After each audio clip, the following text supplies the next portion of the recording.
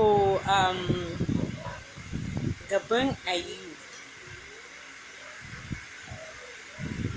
Women, I know some put it inside honey, bring it out and lick it, but I will advise ki ɗaura shi akan wuta, ki sa mishi albasa, ki ta farfasa ya ji wuta don yakan ɗau lokaci kan ya laushi.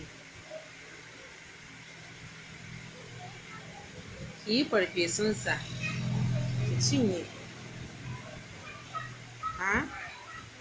To ba ita ce kike amfani ba, to kuma ta shige jikinki, super aiki zai yi.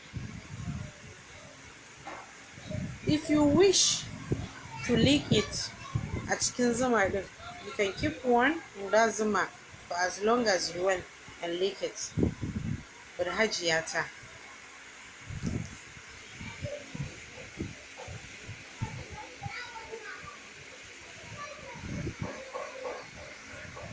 ki dafa su.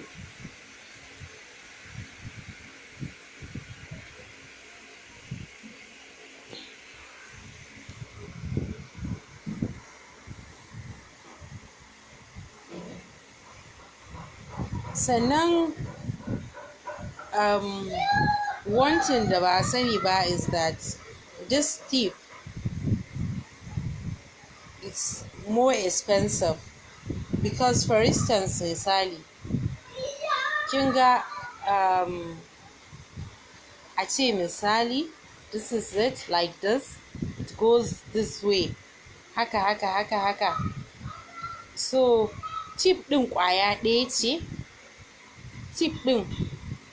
ɗaya ce, so za a iya samun tsakiyar nan da yawa.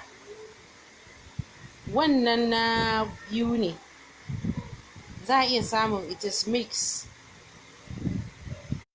Wannan mai kitsen daga gani na wancan ne da na sayar. So ana iya yayyanka tsakiyar, amma kuma bakin ai kun san ƙwaya ɗaya ce. So a wajen saya ma bakin ya fi tsada because you can only get one tip but you can get wa'annan ɗin da dama. So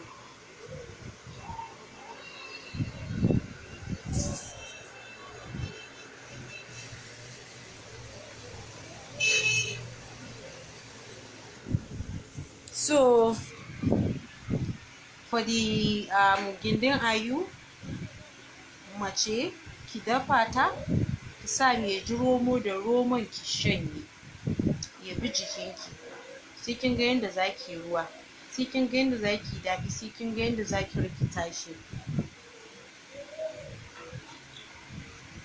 Banda jin kunya, take care of your husband, he is yours. Because wasu za suna mijina na neman mata a waje, na neman kaza a waje. Those ladies is following outside, you think halinsu ya bi? What abinda he's not getting inside shi ya je nema a waje, so baya duba hali. So apart from the halin kirki da kike da shi, top it up and satisfy him, please. So